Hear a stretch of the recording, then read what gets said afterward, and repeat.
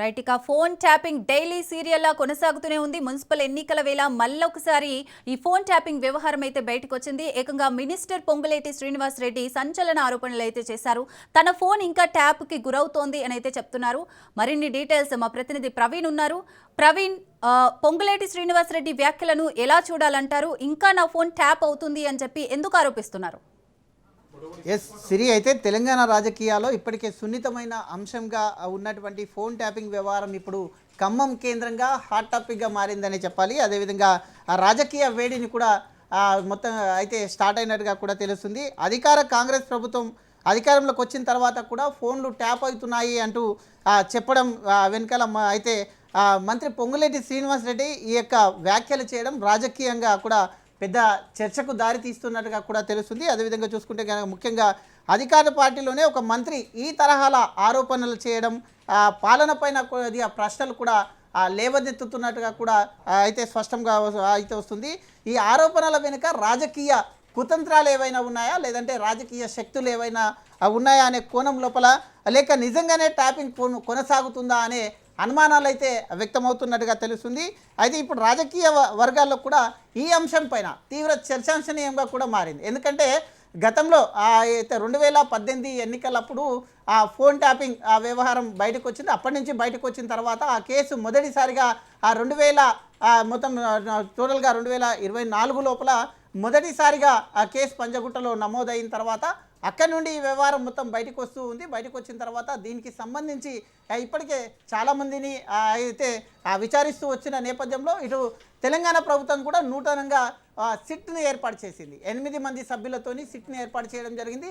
ఆ యొక్క సిట్ కూడా అయితే దూకుడుగా ప్రదర్శిస్తుంది. ఇప్పటికే బీఆర్ఎస్ ముఖ్య నేతల్ని ఇప్పటికే విచారించిన నేపథ్యంలో గత మాజీ సీఎంగా ఉన్న కేసీఆర్ని కూడా అయితే సిట్ విచారణకు పిలిచారు. ఆ యొక్క విచారణకు పిలిచేసి దానికి సంబంధించినటువంటి ఎవిడెన్స్ కూడా రికార్డ్ చేశారు. అయితే ఈ విధంగా చూసుకుంటే కనుక ఇదే సమయంలో ప్రతిపక్ష బీఆర్ఎస్ ఈ అవకాశాన్ని పూర్తిగా రాజకీయంగా ఉపయోగించుకుంటుంది. అయితే మొత్తంగా మంత్రి ఉద్యోగ సంఘాల నేతలతో మాట్లాడుతున్నట్టుగా ఆ యొక్క ఆడియో ఏదైతే ఉందో ఆ ఆడియో ఇప్పుడు తీవ్ర దుమారం రేపుతుంది. ఇటు రాజకీయంగా కూడా తీవ్ర చర్చకు దారి తీసినట్టుగా కూడా తెలుస్తుంది.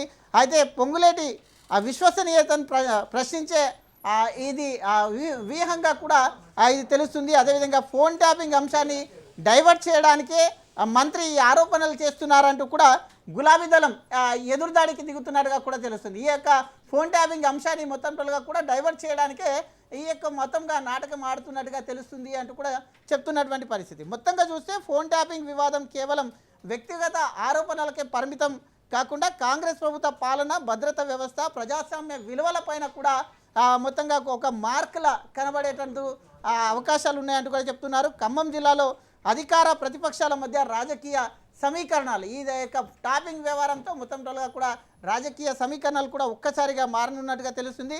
రానున్న రోజుల్లో ఈ అంశం రాష్ట్ర రాజకీయాల్లో కీలక అస్త్రంగా మలుచుకునేందుకు నేతలు కూడా సిద్ధమైనట్టుగా తెలుస్తుంది. అయితే ఒక వంక చూసుకుంటే కనుక ఇప్పటికే దీనికి సంబంధించినటువంటి ఎవరైతే గత ప్రభుత్వ హయాంలో పనిచేసినటువంటి అధికారులుగా ఉన్నటువంటి A1, A2, A3, A4 అధికారులు ఎవరైతే ఉన్నారో వాళ్ళపైన మొత్తంగా కూడా వాళ్ళ స్టేట్మెంట్ తీసుకోవడం జరిగింది. కొంతమందిని అరెస్టులు కూడా చేయడం జరిగింది. అరెస్ట్ చేసిన తర్వాత కూడా ఈ యొక్క ఫోన్ ట్యాపింగ్ వ్యవహారం ఏదైతే ఉందో ఫోన్ ట్యాపింగ్ వ్యవహారానికి సంబంధించి ఛార్జ్షీట్ కూడా దాఖలు చేశారు.